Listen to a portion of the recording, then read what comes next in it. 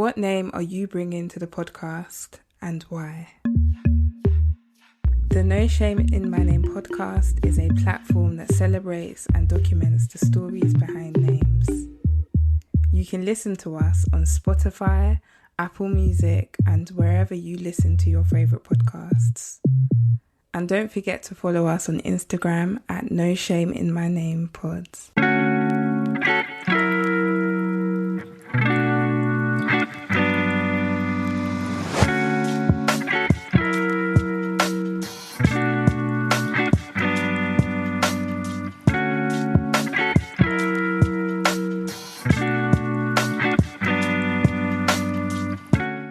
Hello, students and graduates. Welcome to PhD Lounge, the podcast of late-night interviews where PhD students have a drink and talk about their research topics. I am your host Luis, and welcome to the new academic year. I know it seems late to say it to the new students, as we are in November already, halfway to the end of the first term and getting ready for the exams in January. Still, I think it is respectful to congratulate the new and current students who began the new academic year, hoping that you will crack on across your modules and exams, but make sure as well to have some free time to have trips with your friends, making new ones, stay in touch with your family, or having night outs. Anyway, over my last night interview with Drs. Alan Roeder and Lauren Saunders, I have been off from the PhD Lounge, as I have been preparing material for a teaching placement in ancient history, hopefully to start in 2024, which will help me gain teaching experience, having knowledge about my field, and enhancing public communication skills for different ages. Besides this, I was also working on my current drafts where I am currently restructuring my case study of the Dura Europos synagogue, where I am arguing that due to the various archaeological evidence depicting different aspects that indicate instances of different cultures, whether on inscriptions and wall paintings, the synagogue had been an open space both for the Jewish community and other residents living in Dura, as well as for those who visited the city and the synagogue. I am still structuring my argument around my theoretical approach to hybridity and third space, which is still taking some time. Another thing I want to share with you is that I'm going to participate in a call for paper conference at a UK national level. The Classical Association, CA for short, is an important conference event that happens annually, whose intention is to promote classics education in schools and universities.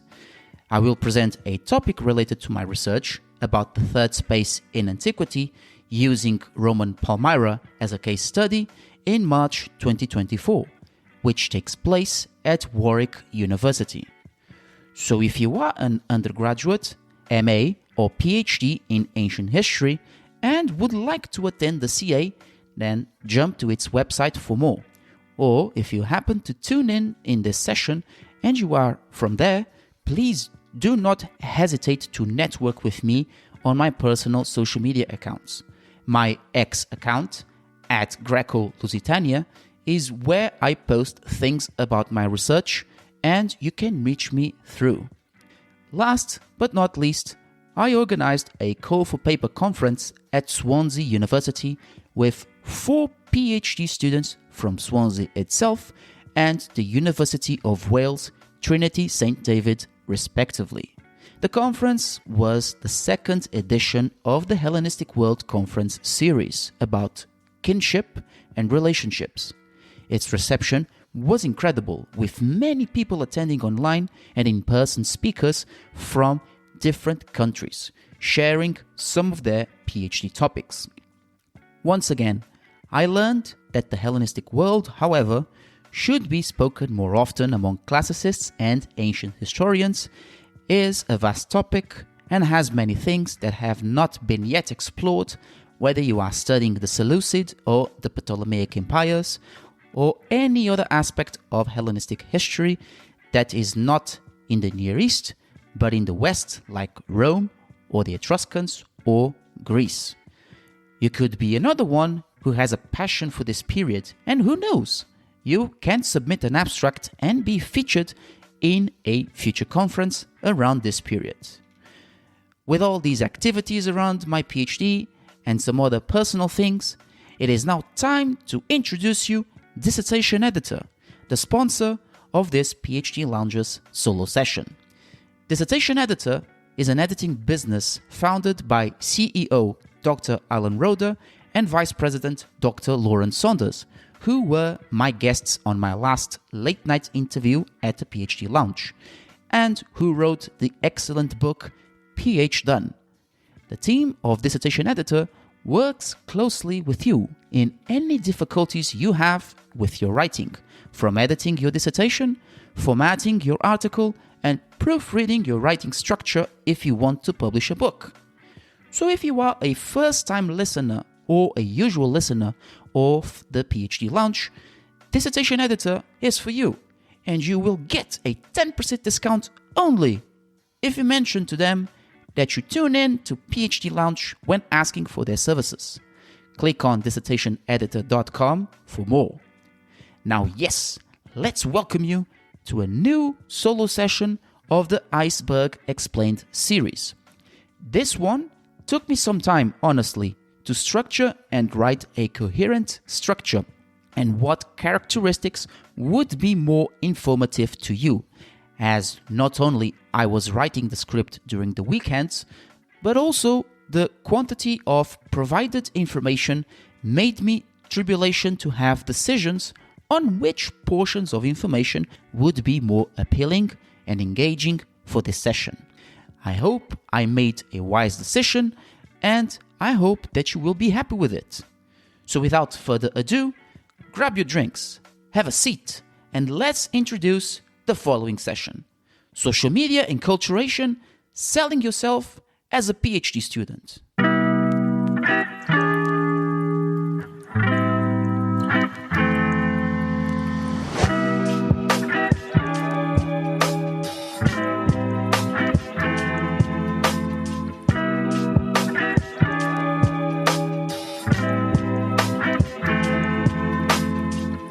How often do we need to share every moment of our PhD projects on social media? This question may seem redundant for many of you tuning in to this session. Social media has become a part of our daily lives since the mid-2000s. It allows us to share the moments we are proud of so that others can be aware and bestow instant gratification through likes and attention, whether that attention can be big or small. I think this is evident in our PhD programs as well, where people can easily record themselves on their phones while conducting their research, adding captions to explain specific parts of their dissertation, lab experiments, and tips for achieving an excellent PhD dissertation, among other things. When making social media content about PhD, you could develop your PhD as a brand, an online business, or an advocate for your course at your university, live streaming yourself as a postgraduate researcher while writing your thesis, article, or paper, endorsing a brand related to PhD education, or any other associated content could help you achieve this. Fortunately, this is because the internet has rapidly expanded and become an incredible research tool for academics and students. The internet has become an indispensable resource. This has allowed them to share and showcase their academic work, whether writing a paper or publishing in a prestigious academic journal. And finally, PhD students and graduates use social media platforms like Facebook, Instagram, Twitter, LinkedIn, or TikTok within this framework to share their PhD-related content. This includes announcing research grants, call for papers, workshops, and snippets of their research to reach a wider audience, build their personal brand, and inspire the next generation of students to pursue a PhD. Does using social media slow down your PhD progress? It all depends on how much you engage with social media while working on your research, be it full or part-time. If you are an avid social media user and cannot stay away from it for even a few minutes, it might be important for you to post something every hour and then resume your PhD work. You could post about your PhD 2 to 3 times a week, or, like me, post sporadically. I am guilty of using social media, however, sharing personal things and PhD material on my private and PhD Lounge social media channels. Still, frankly, I do not use social media regularly because my PhD project is an enjoyable but motivational responsibility. I am fully committed to creating significant chapter drafts and exploring bibliographical sources. Additionally, and despite being a leisurely side endeavor, the PhD Lounge demands concerted effort as I produce scripts and edit the recordings, which takes up the time I could allocate to enhance the PhD Lounge brand while posting something. Finally, I work part-time, helping me pay for my housing, rent, and university fees, while also allowing me to invest in good podcast recording equipment. If I were in my early or mid-20s, I would likely use social media more often if I were pursuing a PhD at, for instance, 23 or 24 years old. However, being active on social media is a trait that should be pleasurable for individuals who relish creating and sharing content to stand out in the world of the PhD degree. So, let's go back to the original query about whether PhD students should use social media. I believe it is essential not only for promoting ourselves as PhD candidates and our research to gain media exposure and raise awareness, but also for the psychological impact of the PhD journey, which is often a lonely and stressful experience that puts students under a lot of pressure. That is because of poor meetings with their supervisors, a family crisis that impacted their ability to research and write, or a situation in their studies where they could not find any results, causing frustration to the point of briefly hating their PhDs. Social media might provide a short-term diversion from our main dissertation writing undertaking and the pressure we amass from finding sources, meetings with our mentors, and arranging PhD-related events such as conferences or research symposiums. That brief break, as stated by Lebushk and Mingoya, apologies if I have mispronounced their surnames, helps to ease our research frustrations. We search for PhD-related content online that makes us laugh and captures the interest of other PhD students as they engage with their followers or write about our experiences as a PhD student or postgraduate studies. This can create a community of other PhD students to prevent loneliness, which is vital for our mental well-being, and encourage others to do the same. Eventually, this social media activity maintains a large online community of PhD students, whether you have an account for education or entertainment purposes. An unusual feature that appears to have a psychological impact on PhD students when interacting on social media is known as the enculturation process, as described by Martin and Henrik Eriksson. Enculturation is a sociological term signifying how individuals obtain knowledge and understanding of a culture's practices, rules, values, and behavior to ultimately assimilate into a social clique and its way of life. A point to consider: enculturation and acculturation are similar terms, although they differ in their meanings. Acculturation refers to adopting and learning from other cultures while maintaining your cultural roots and inherited characteristics. Enculturation, on the other hand, is a technical term that relates closely to socialization, involving your upbringing and learning of the cultural practices and beliefs of your own society. it can be a complex process, yet it remains an essential aspect of our lives, as it is a gradual process that relies on an individual's ability to learn and apply cultural practices. And this begins in childhood and is influenced by our parents, teachers, friends, and the environments encountered while growing up. When studying for a PhD, sharing content related to one's research can serve as a way of continuing this cultural development, like following a trend started by a social media influencer. Still, PhD students and graduates can share their experiences, thoughts, and accomplishments related to the doctoral environment through enculturation. This includes their challenges, actions, attitudes, work methods, events, and other aspects that are relevant to the PhD social media sphere. For instance, in 2014, Deborah Lupton conducted a study at the University of Canberra that revealed how academics, including PhD students, utilize social media to create and boost global relationships. Social media assists them in showcasing their research experience online, gaining recognition from other academics in their field on an international scale, with the expectation of being employed by universities. This is already a simple and straightforward text which adheres to the given principles, reflecting the importance of cultivating academic values, norms, behaviors, and skills to distinguish oneself during and after a PhD.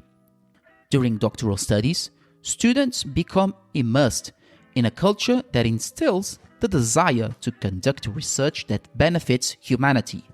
Many PhD students use social media to connect with one another and share their research topics, seeking to gain recognition and respect for the years of hard work and expertise they have acquired. Ultimately, this also enhances their online status. While I was searching for examples of social media influencers who are studying for a PhD, there are a lot of them, which sound saturating and have no end to them.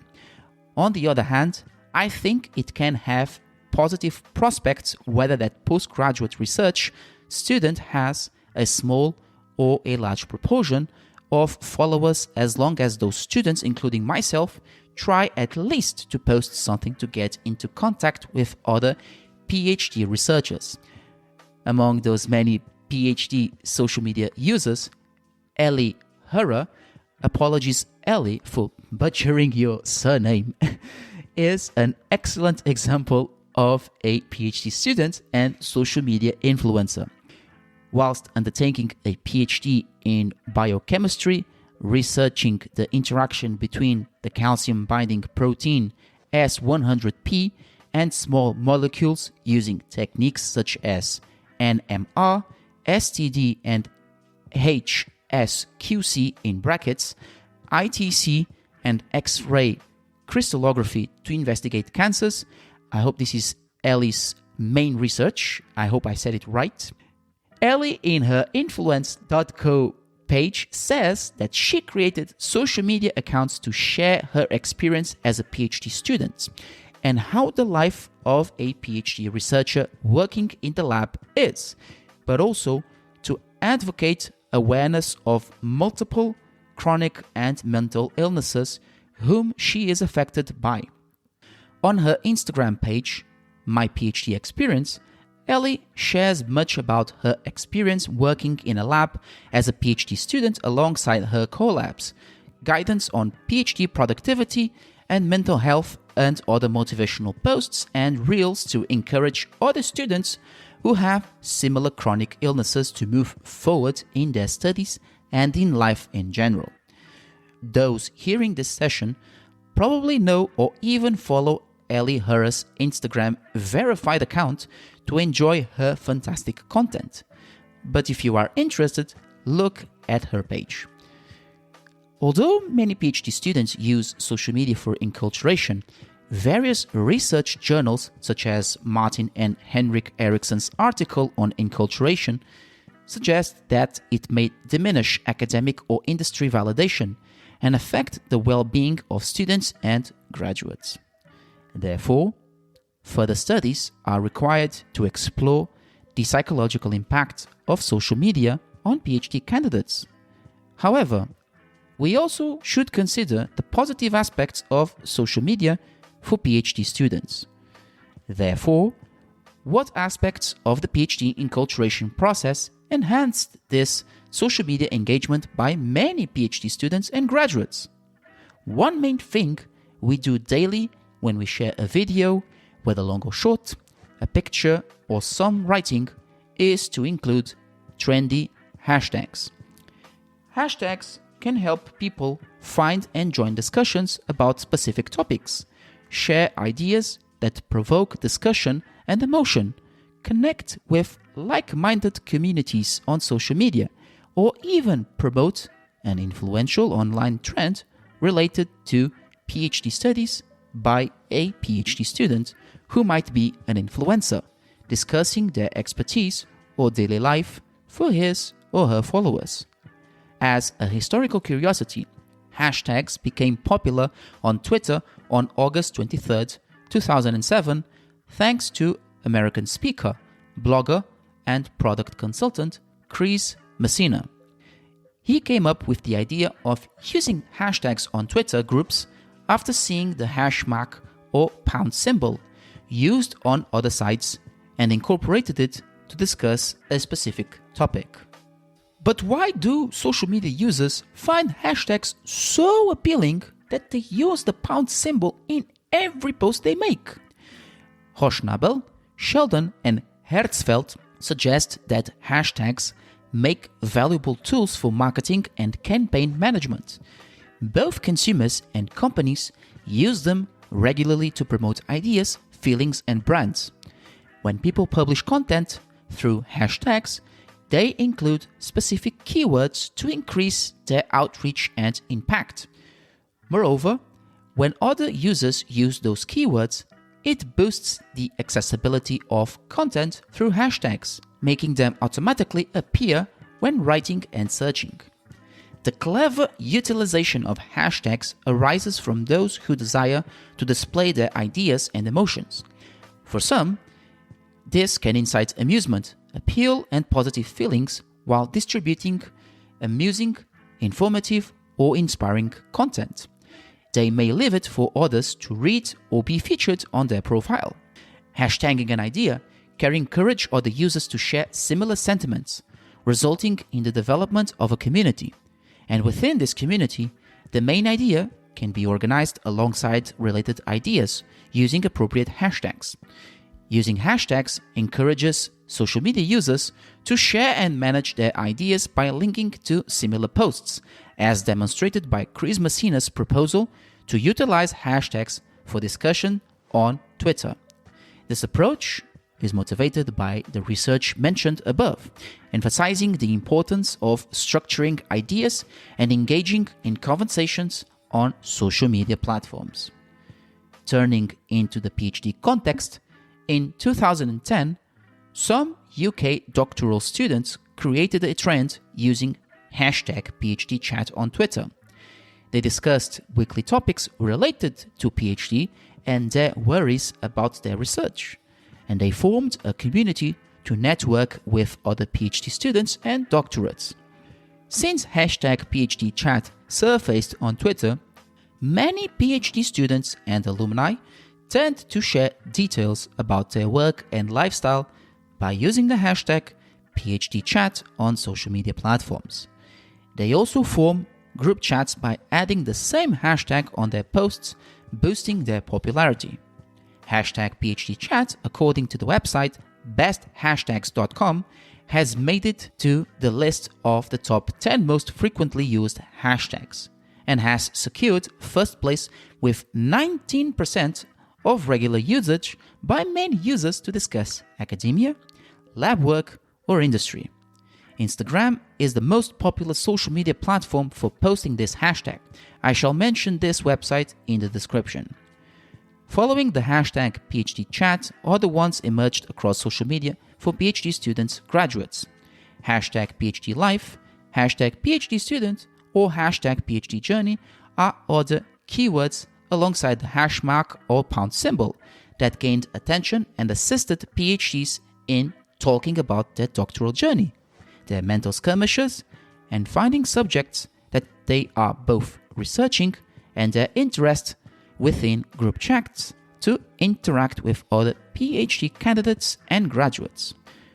For example, let's say Sarah posts a photo or a short video at a Brazilian beach drinking a caipirinha while holding her massive PhD thesis in economics on the use of AI for encrypted printing systems for money circulation and protection against money laundering, with her captions describing how her doctoral journey has been through, with positive and negative moments that she struggled and made it to the top under the hashtags PhD journey and PhD life. By constructing Sarah's photo or short video alongside these famous hashtagged keywords, it not only becomes helpful to show what Sarah, as a recent PhD graduate, has accomplished, but also to stay connected virtually with other PhD students who are still in their research or at the end of their dissertations, and to keep those keywords on top of their popularity as well. Moreover, Sarah's use of these hashtags alongside her photo depiction may also be an example you can take to motivate you to go for a PhD, whether it is the subject she is researching or a different one, giving the excellent opportunity to connect with her through Q&A or DMs about PhD and its endeavors. Social media platforms like Twitter, Instagram, Facebook, LinkedIn, or TikTok make it easy for you to find and use hashtags to share research-related content, including interesting facts, statistics, data analysis, personal achievements, setbacks, studying routines, fashion, techniques, and selfies of your PhD journey. The more frequent a hashtag such as PhD chat, PhD life, and PhD student is used, the more it is adopted by many other PhD students on their social media profiles to gain more views, comments, and followers, thereby growing their community. Hashtags also indicate our presence in social media, as it has evolved into a social cultural network for students, graduates, and academics. They are used to show attendance or the presentation of a relevant paper at a significant event organized by a committee. The committee has a hashtag of its own. We add it to our social media posts to raise attention and encourage communication and participation with other PhD students and graduates. Another characteristic of PhD students and graduates enculturing themselves and their research through social media is being branded by universities. Universities use social media strategies to promote their branding content about how universities are great for new and current students and what they offer, from quality tutoring to well-being sessions. In between that, they also promote the quality of a PhD degree and those researching their respective topics. In an article about social media university branding by Marezove, Rushka, and Kuka, these three researchers argue that the social media content by universities focus on the perspective of students. That is, sharing on social media advertisement content through different techniques like reels or interactive promotions, on how influential that university is, what resources it has to offer, its location, the various academic roles from each department that can show to the students, reviews or feedback can lead that university to reach a high rank on the student selection as an attractive and friendly institution to study, pushing its brand to be on the top higher education rankings. As social media helps universities find businesses and branding strategies to stand out across the virtual marketplace, the better ranked universities are when advertising their content to students consistently. University branding may also appear to comply with the content PhD students advertise and what they research while being referenced by them alongside the hashtags. This characteristic strengthens any university's brand on how demanding a PhD at that university can be for having demanding PhD supervisors, increasing the education quality, university brand both nationally and internationally, and student satisfaction within the PhD program. This is called the cause and effect relationship between postgraduate researchers and universities in PhD education, as whilst PhD students enhance their own content about the PhD lifestyle, they are likely also to brand the popularity of the university they research their topics. However, not everything is a sea of roses in students promoting and tagging the universities where they are studying their PhDs, as well as universities advertising PhDs to enhance their brands on social media, as this cause and effect in universities branding PhDs relies on the student satisfaction as I mentioned above. Student satisfaction improves the teaching and research systems and acknowledges the education quality in a high institution from undergraduate to postdocs, although this is more complex than we think. You ask me nevertheless what I mean by student satisfaction from a PhD perspective and how does that relate to social media? Four researchers, Cheng, Taylor, Williams and Tong, argue that student satisfaction at any university develops and excels in a culture of continuous quality education improvement and branding to stand out on any university's ranking boards. On a PhD level, student satisfaction stems from institutional and departmental responsibilities for doctoral student progress and success, mainly consisting of the performance of the PhD student and the supervisor's academic role and support. This is measured through two aspects, expectancy and value, a joint theory from Eccles and Wakefield's article Motivational Beliefs, Values and Goals from the Annual Review of Psychology 2002. Expectancy refers to how a PhD student expects to perform, whether it will lead to success or failure, and how expectancy levels influence student satisfaction. I disagree with failure in a PhD in the broader sense, i.e., writer's block or standard failed lab tests after various attempts, unless you want to think that you are failing your expectations. In PhD and university studies, feelings and emotions influence our performance and expectations in conducting and writing our research, even though they are variable and difficult to control whether we are motivated or unmotivated to undertake our PhDs. Furthermore, success and failure vary also, and there are times when a PhD student achieves a goal, which becomes a success, and there are also times when a PhD student fails to achieve a goal due to various misfortunes that did not help to reach the milestone. That is normal during the PhD journey, and the main success is having consistency and discipline in your research and reaching the end of the milestone, which is submission and subsequent viva voce. So back to the question I wrote above on PhD student satisfaction and how that relates to university branding through social media. A study made by 3 researchers, Raman, Ramakrishnan and Nagamasi, apologies for butchering your names, on social media's impact on student satisfaction in higher education, indicates that social media used by universities have been challenged in finding ways to communicate better with the students. This includes undergraduates until postdocs, even though they do not mention it.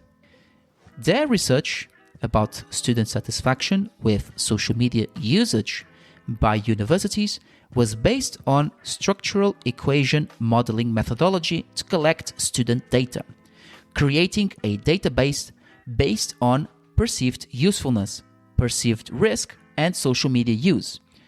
What they have concluded is that the use of social media brings benefits in changing teaching and learning outcomes to engage students' university experience and expectancy. They also stated that social media is a powerful tool for universities. There is yet whether social media leads to student satisfaction. I think in this instance, social media in student satisfaction is something more than simply students promoting the university they study at by tagging the name or posting content about university life and the students involved by any university. Nonetheless, the theoretical conclusion of these three researchers is that social media has been a pedagogical advantage to universities' expectancy level of growth and a helpful tool to increase student satisfaction. Additionally, the usefulness of social media by universities bears the risks and downsides that university staff members must manage to develop quality higher education and university experience, as well as branding to improve student satisfaction. As for value, it refers to task-specific purposes to engage in work through the following components: attainment, cost, intrinsic, and utility. What are these? Attainment is the personal importance of doing well on the task. Cost means the effort of engaging in work. Intrinsic regards the enjoyment from performing and having an interest in the study. And utility refers to how well a task relates to current and/or future goals. From a PhD standpoint, all these characteristics are valid, as doing our PhD research is personal, has a demonstration of effort of being engaged in research, enjoyment in achieving success despite the times that we fail in our performance and expectations, and working towards a career, whether in academia or industry. Cheng, Taylor, Williams, and Tong assert that the value of student satisfaction in PhD also has downsides and could be short-term, depending on educational challenges. And those challenges include tuition fees, poor tutoring, lack of academic support or student well-being, unproductive quality education, among other features. On the other hand, it is also a matter of PhD students identifying what values the most for them, which boosts their satisfaction and research productivity and care for their goals and achievements. Those could be good relationships with their supervisors and obtaining a job after becoming doctors of philosophy. Regarding value and its points on university brand through the use of social media and its influence on PhD students while they tag the universities where they do their research, it plays a significant task in creating social media strategies that keep postgraduate researchers engaged with their fellow peers through the different activities universities may offer, as well as increasing awareness of faculty research and media coverage for university recruitment. As stated before, having content to promote the brand of universities through social media will raise national and international outreach for university recruitment and student satisfaction in higher education studies, including PhD. According to Nguyen, Tran, and Baker, social media for university branding comes first with a relationship between social media use and value for brand engagement and student interaction. Upon checking on their research, universities' social media engagement enhances opportunities for higher education institutions for digital advertising, promotion, handling student service, and building student relationships.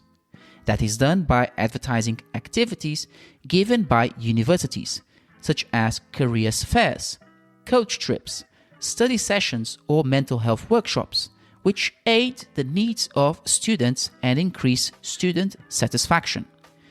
This applies to PhDs as well, as PhD students/candidates often take their own initiative to advertise social events with their universities, such as festivals, coffee breaks, call for paper conferences, mental health sessions about PhDs, and many, many other ones.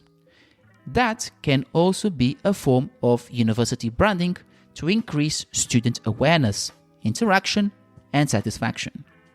For example, at Swansea University, where I am studying my PhD in ancient history, there is the PGR Society where you can meet with PhD students to talk about PhD content, coffee breaks, social events, and activities that promote a healthy and balanced lifestyle during the PhD journey. Besides the PGR Society, there is also the PGR Talking Research, initiated by PhD students, where all PhD students are invited to have an informal talk about their research within a friendly environment. Of these two examples, I might say that Swansea University benefits from promoting its brand and increasing student satisfaction by having such events, which can be helpful for anyone who would like to go for a PhD, as well as for current postgraduate researchers. The last point I want to share about the enculturation process is PhD students showcasing themselves on social media by writing blogs, podcasting, establishing a journal referring to events related to PhD, being a YouTuber and creating vlogs, or setting up an online business around helping PhD students and others to write their assignments and dissertations. These showcasing activities, which are literally attached to social media, are pretty similar to the use of hashtags to promote the life and achievements of a PhD student/candidate or graduate. On blogs, it is more famous for PhD students to write about their experiences and share photos of being a postgraduate researcher on a website that is dedicated to blog content, as it is a way of communicating with other PhD students who enjoy writing blogs as well, creating a sort of community identity. For example, Bennett and Foley from the University of Huddersfield researched the experience of two doctoral students using different social media tools to post a mix of their experiences during the PhDs. Blogging was one of those different tools. What Bennett and Foley have discovered was that blogs, alongside other social media tools, are a place where PhD students display various emotional reactions like performance and management during the diverse and demanding phases of their PhD. Moreover, blogs can be a way of building an online identity to express research ideas, feelings, and experiences of conducting PhD research, which we expose ourselves to other PhD students or graduates who feel the same way and wish to share their journeys through blogs. As Yimi and Proctor state, the use of blogs by PhD students can be a great way of exposing themselves to the academic and industry worlds, but also a chance for other university students to search for information, promote professional profiles and their PhD work towards a more extensive audience faster, and have feedback from peers worldwide. Notwithstanding, there are PhD students/candidates who do blogs, YouTube, and entrepreneurship whilst writing their PhDs, and even they do it for a living. That bears the matter of juggling their time to research and these side activities for a living, which is kind of doing something outside of the box, bringing loads of responsibility, discipline, and love for helping people and making a difference. One interesting case study of this is Kaylin Grace Apple, a London-based PhD candidate in History and African American Studies at Yale University, who has a YouTube channel called Kaylin Grace Apple, founder and CEO of Accepted Consulting, co-founder and CEO of Accepted Society, and creator of The Red Hat Academic. Beyond her PhD dissertation, Kaylin, with her YouTube channel Accepted Consulting and Accepted Society, regularly helps students, scholars, professionals, and entrepreneurs to achieve their dreams of setting up an online business with quality online brand, digital entrepreneurship, and web and content production with her expertise in content creation on social media through private coachings. Moreover, she also does vlogs showing aspects of her life as a PhD candidate, diaries about living in London, university life and businesses, tips and tricks about writing a dissertation, reading a thesis, books or articles, what she works on her PhD, whether on her dissertation or researching sources that are not in public display but with permitted access, daily routines that helps herself and yourself to be better versions, topics about entrepreneurship, and many other interesting videos. I hope I have not missed any other significant characteristic about Kaylin's life, PhD, and business activities, but with this exemplar case study, anything is possible during the long journey of the PhD degree, which you can do it too, only if you have the discipline, ambition, and love for all these things Kaylin, and probably many others like her, do as well. I shall add her website and YouTube links in the synopsis if you want to know more. And with this last paragraph, it is time to wrap up this session. Thank you very much for taking the time to hear this episode. I hope that you have enjoyed it as much as I did when I was writing the script and recording it, and also learning something about social media enculturation during your PhD journey. More sessions and late night interviews are coming soon. And speaking of late night interviews, I had one with 4 guests. The first session with more than 2 guests in the PhD Lounge, following a Call for Papers conference I organized in October, as I mentioned at the beginning of this session. That late night interview is coming soon, so stay tuned for more updates in the future. To hear this session and past ones, then check out the website phdlounge.co.uk, where you can also tune in into your favorite podcast platforms: Spotify for Podcasters, Apple Podcasts, Google Podcasts, Buzzsprout, and many more. And also leaving a review and following my socials: Facebook, PhD Pod Lounge, Instagram, PhD LMF, and Twitter, PhD Loungecast. For donations and subscriptions to help the podcast and increase its popularity for the podcast algorithm, you can do so at Podfan and Buzzsprout. And last but not least, if you are a PhD student or graduate and would like to be featured on PhD Lounge or any type of business inquiries, please send me an email at luisphdlounge@gmail.com. Thank you for tuning in. It has been a pleasure.